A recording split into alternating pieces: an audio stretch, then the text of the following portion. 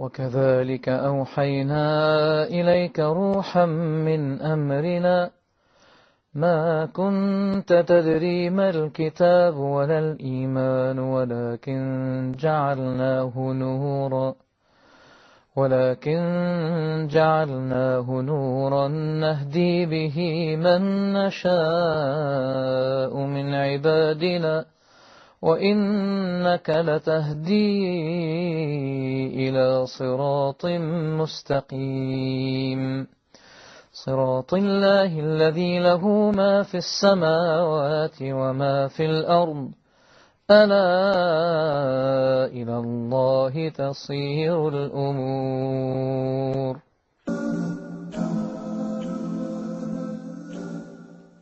Bismillah-hir.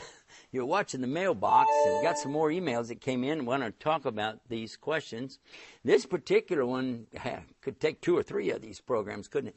This is asking about Islam's women. So before we go any further, we've got a place for you to get more about this on the internet called islamswomen.com. Don't put an apostrophe, just type Islam's Women, and you'll be able to find a lot of details, because they're asking, what about 4 wives? What about in the Quran it says to beat your wives? What about child brides? What about prearranged marriages? A lot of stuff. First and foremost, Allah tells us clearly that He hates dhulm, oppression.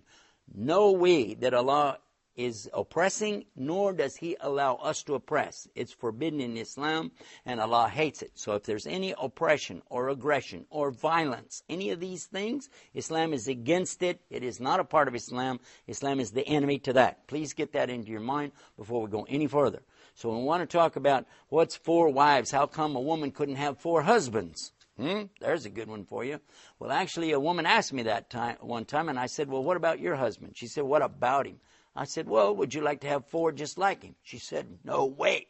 I said, well, why would you like to have 4? You don't want even another one just like him. She said, I didn't think about that. I said, and besides that, who has the most choice when you come to this subject, the man or the woman? She said, the man. I said, actually, in Islam, it's forbidden for a man to marry a woman if she's already married. So who has the most choices is the women, because they can choose from the men even if they're married. Makes sense? So it's upside down to what you think. The other thing is the men have to maintain and pay for them, take care of them. There's no mistresses. There's no fooling around. Adultery in Islam is not permitted. So a man must be married to the women that he wants to be with. He has to take care and provide for them and their children. That's absolute. There's a lot more on their website, Islam's Women, but let me go to the next one, talking about beating them. This is not permissible in Islam. The word, when it's used in the Quran in chapter 4, verse 34, it's daraba, but the way it's used is wadribuhun. Wadribuhun. What does that mean? And it's a form of percuss in the English language. When a doctor taps on your chest, you can hear that?